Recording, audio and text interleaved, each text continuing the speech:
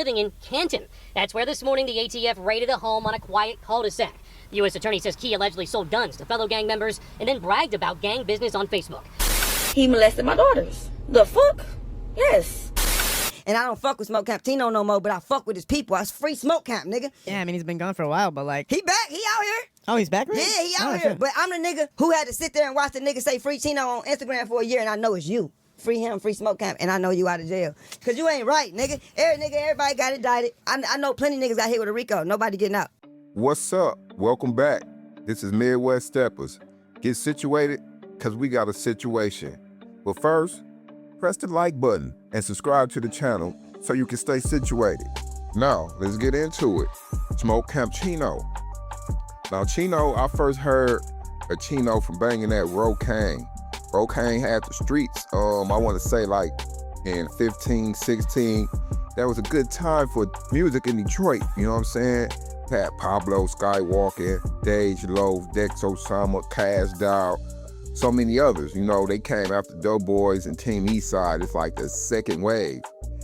But yes, bumping that Rocaine got me hip to his crew, Stunt Hard, and the whole Smokecamp little giddy up, which was like the East Side branch of Stunt Hard niggas. And out of Smokecamp, I felt like Smokecamp Chino was the hardest. Smokecamp and Smokecamp Chino will be rumored to be really active out here in these streets. If you got time, go check out Chino. You'll hear about all the stories, because he don't mind telling you his stories or his homie stories. Dude is very entertaining if you just watching him and his movements. You know what I'm saying? Bro got some of the funniest war stories and whatnot. You know, one moment he's a changed man, he's preaching to the kids, but he'll also be the same dude ranting, threatening people, and just acting an ass a few moments later. But yeah, a lot of the bullshit, the street life, would finally catch up to Smokecamp in 2017 when they'd be indicted and hit with the RICO. And it reads like this. Members of the violent East Side Detroit street gang Smokecamp, aka Original Paid Bosses or OPB. According to records, the gang operated on the east side of Detroit, specifically the area around Albion Street and 7 Mile, an area Smokecamp OPB members refer to as A Block. This area is within a larger territory on Detroit's east side, claimed by the Blood street gang known as Red Zone. The gang has modified its name multiple times throughout the years, going from Ruin Boys to Original Paid Bosses to Paid Bosses to Smokecamp. In November 2017, an indictment was returned which alleged that Smokecamp members were known to engage in robberies and extortion, and the gang had made its money predominantly through the sales of narcotics, including cocaine, crack cocaine, heroin, marijuana, ecstasy, and other prescription pills. According to the indictment, the gang regularly sold controlled substance on A Block outside of vacant houses known as trap houses and businesses in the area of 7 Mile and Albion. Additionally, between approximately 2014 and 2015, Smokecamp OPB members regularly sold controlled substance from an apartment complex on East 7 Mile, which they branded the Plaga, sharing workers and firearms to distribute and protect their narcotics. However, this activity was not confined only to Detroit, with some of their members traveling to Kentucky, West Virginia, and Ohio to sell their narcotics. The gang regularly engaged in acts of violence, including shooting and murder, in order to intimidate rival gangs and maintain control of their territory. Now, you can read the rest of it yourself. We will paint Smokecamp Chino as like the leader of the organization, since he was like the most known and all. It would seem like it was over for Smokecamp. Chino would say out his own mouth he was getting 120 months. At first they tried to give me 12. Then they came down to 10, you know what I'm saying? But I ended up getting 72 months, you know what I'm saying? I don't know why people keep on saying. You could look me up, like, when I was in prison, even now, you can look it up. My release date was 2025. And that's what the good time. But if you take the good time away, my release date would have been 2026. But you know, Trump implemented the First Step Act in 2016, you know what I mean? And people be acting like it don't exist, you know what I mean? Like you got the First Step Act. Okay, only way you can't get the First Step Act is if you got violence, or if you a motherfucker, a child molester, a chomo or something, you know what I'm saying? Now, I ain't never went fed, but I could tell you in the state, they start your, when they first start off, they trump up the charges. It'll start at like 20 years. By the time you get close to trial date, they'll be trying to offer you like 5 to 8 or something like that, depending on the proof that they got on you. But the feds, when the feds come, they different because they already got you in the bag when they come get you. Like, they don't like to just come get you and then hold trial and see if you're wrong. They like see if you're wrong and then drag you in there. Now, Chino will be rumored to have got 10 years in the feds. And if you're an outstanding prisoner, you may do like 85% of your time. And that'll be like 8.5, 8.5 years. And this where the math ain't mathing though, because if you was indicted in 2017, even with 85%, that'll still bring you close to 2026. And that's if you had like some time credited, because they was indicted in 2017, not sentenced. That sometime can, take months to almost years. So naturally people will wonder how Chino get out. Chino been out since like 22, 23. Chino would say it was the First Step Act that Trump had put into place, which isn't far-fetched. I heard of a few people getting back off that act, Rumors would start to circulate about Chino talking to them people, but you had to take that with a grain of salt. It wasn't any paperwork. You had old friends saying he was telling niggas would hate on you like that and make shit up too. And it reminds me of a time I got caught with a gun, you know what I'm saying? When they caught me with the strap, they hit me with like 3 charges. It was CCW, felon firearm, and felon in possession. The felon firearm carried a mandatory 2 years, you know what I'm saying? And I didn't want to go do 2 years. So I do some of the, it was a group of people, the Pearson Hood gang had got indicted. And they had been in the county fighting they shit for a while. So I would go and get some of their books to read the book, because I was trying to learn how to get up out of there. And I had a homeboy, Kane, that was back on the RIC, you know what I'm saying? He wrote me up a motion and shit. And I gave that motion to the lawyer, and the lawyer, he told me some real shit, you know what I'm saying? Because he liked me after that motion. I told him I wrote it, but Kane wrote that bitch. And the nigga, he was rocking in his chair. He was like, 98% of the people go to jail because of a snitch. I was like, yeah, people here like, hold on, not the snitch that you think of. He was like, people snitch on themselves every time they take a plea because they need you to take that plea. Think about it. You gotta be guilty beyond reasonable doubt. Like, how can these people actually know some shit that they weren't there for? If you don't have a co-defendant on your case, if you shut the fuck up 9 times out of 10, you gonna beat it. You know what I'm saying? They gotta know, not think. You know what I'm saying? They can't just take hearsay. That's what I'll be saying even about these videos. This shit ain't shit, man. They can't just take hearsay. They gotta have hardcore proof. And every time you take a plea, that's you snitching on yourself. What they do is they fatigue you out and sit you in the county, and you losing your car, losing your house, you losing your job. And that's the tactic that they use to make you plea out and basically snitch on yourself. But to make a long story short, everybody thought that I was going to prison, and I didn't go to prison because I end up, I ain't gonna say beat it because I still had to do a year.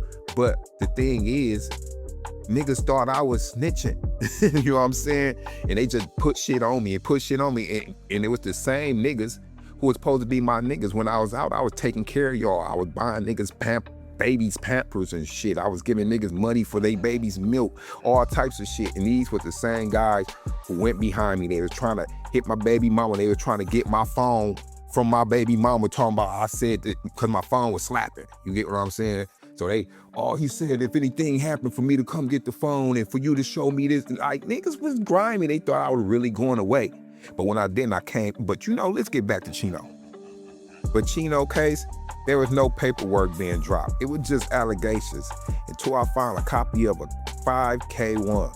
And for those who don't know what a 5K1 is, it's a motion that the prosecutor puts in on the behalf of the defendant that offers testimony, valuable information, or corroboration with the prosecutor in exchange for a time reduction.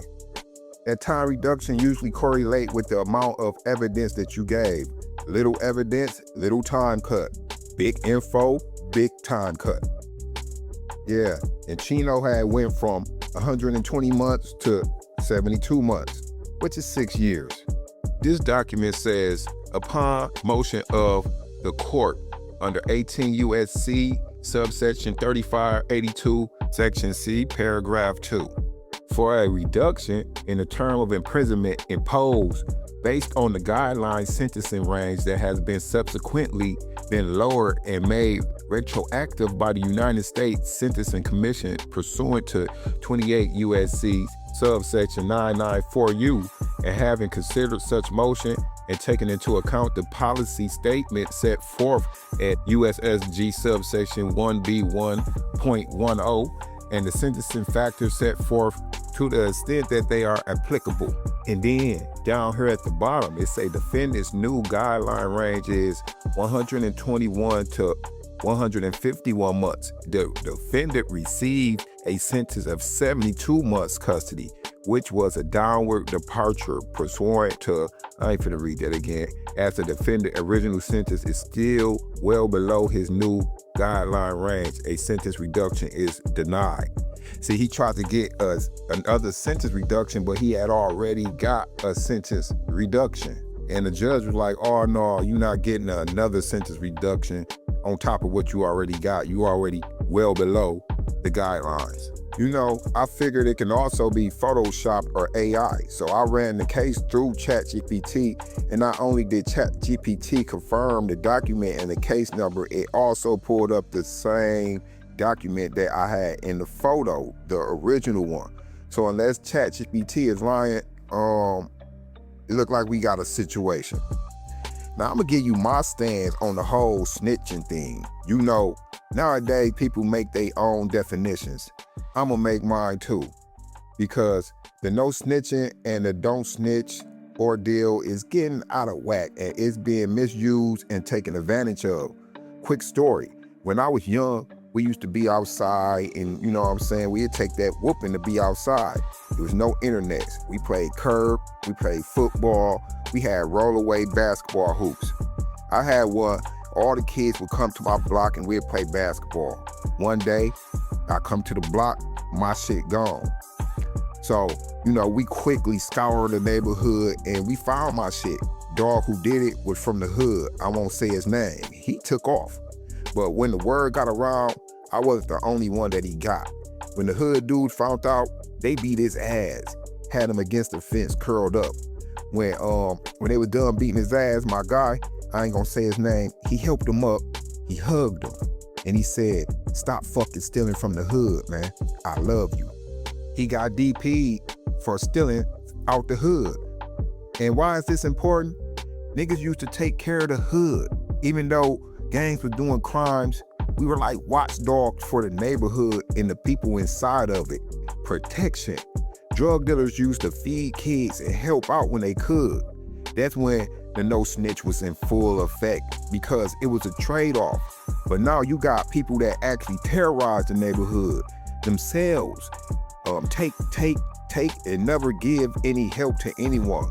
Make it a horrible environment for the kids to come out and play if they wanted to. Taking over parks, taking over corner stores, actually endangering the community, and still want the benefit of someone not snitching on you. I think the stop snitching is good if we govern our own, but we don't. You know what I'm saying? So some of these mentally challenged individuals need to be locked up. Let's be real. I mean, it was one of the best things that ever happened to me. Like I say, man, all skin folk ain't kinfolk. But now you got members telling on members, and you tell me if it's still worth it. But you know me, I don't give a fuck. I would still play Chino. You know what I'm saying? No, I'm done with the whole street shit. It didn't get me nowhere. And I say it as solid as it can get. No reward. But this second allegation I heard of, not so much. And I'm gonna repeat this. This is an allegation, because these type of allegations are very serious, and I don't watch these allegations be used to pull down some of the most powerful men. And this is not something I just want to put on somebody, because sometimes it's never no coming back from that. Whether it's true or not, this is one of the only ones that when you get blamed for this, it sticks with you, whether you did it or not. You always looked at different. So when I put this out here, I repeat, this is not proven fact. This is allegations, but listen to these allegations. He's not leaving. I left that nigga. That nigga is a fucking child molester. I have 2 children, ages 14 and 13. He molested my daughters. The fuck? Yes. Bitch, come on now. And I took my kids, when my daughters came out and said what he did, I took them to get a polygraph test. I real life paid to get a polygraph test. That shit came back the next day. No deception indicated. It's my name, my last name. Look, federal, this ain't made up, it's real deal. Look at that. See that right there? You don't get this. If a nigga had anything to do with a fucking kid, nigga, you stupid. A kid, man, you bust your motherfucking mind, boy. I heard also was a furlough. When I left prison for me to leave on my own. You're not doing that if you one of them type of niggas. Look, read it. I'm giving you a chance to read it. Legal status review of the inmate's current and prior offenses. So what's checked is me possession of firearms. However, homicide, not checked. Forcible rape, not checked. It's number 7. An offense that is by nature of conduct involves sexual abuse. Offenses committed upon minors, not checked. Chino was never charged for this. And I can't act like women in the crooked system don't use that against us. That's one of those allegations where, true or not, it tarnishes your rep. Paper did come out saying that the girl got the polygraph test and that she was telling the truth. But polygraph are so inaccurate that it can't even be used in court. And I believe that they still married to this day. Some people would talk about why she didn't go to the police instead of getting a lie detector test or where the charges. And I'm not saying that this is the case in this scenario, but you'll be surprised at how many young women are being played with and the mothers knew and didn't do anything about it. It's sad, and it's way higher than you would think, especially back in the day, but it still happens now. But what also happens way more nowadays is women using kids against you. You know, it was a time that the courts just took whatever a woman said as gold. They favor women in domestics. The dude always got locked up. Any sexual allegations from, grapes to etc. Child custody cases, child support. You know what I'm saying? Sometimes the fight for equality or for equal rights seem more like a fight for advantage. And I say that because a fight for equal rights can never be one-sided. If you just fighting for your rights, then you're not fighting for equal rights. Equality means a balance, which means what's good for the goose is good for the gander and so forth. I don't see a lot of people fighting for men's mental health or the right for a man to do this and to do that. Not trying to demonize women for standing up to the atrocities that have been performed against them, as they should. We just got a lot of work to do. And I wish the best for Chino. I see your growth. But sometimes when I see you rambling on, you sound like you remind me of a teenager sometimes, and you pushing 40. We all mature at different times. But come on, bro, you know what I'm saying? You need to dedicate your life to a higher calling. You know what I'm saying? You got a lot of pull out here. You probably could change a lot of lives. It's time to give back and pour into our community and ourselves and stop glorifying this. Oh, you a hoe. You ain't do this. You ain't do that. You ain't do this crime. You ain't do this sin. You like feet that's quick to run the sin. You get what I'm saying? That's getting played out. You know what I'm saying? So it's time to grow, because we elevate without some people, all skinfolk and kinfolk. So come on and join the movement. You know what I'm saying? Let's elevate each other. Midwest Steppas, man. Peace.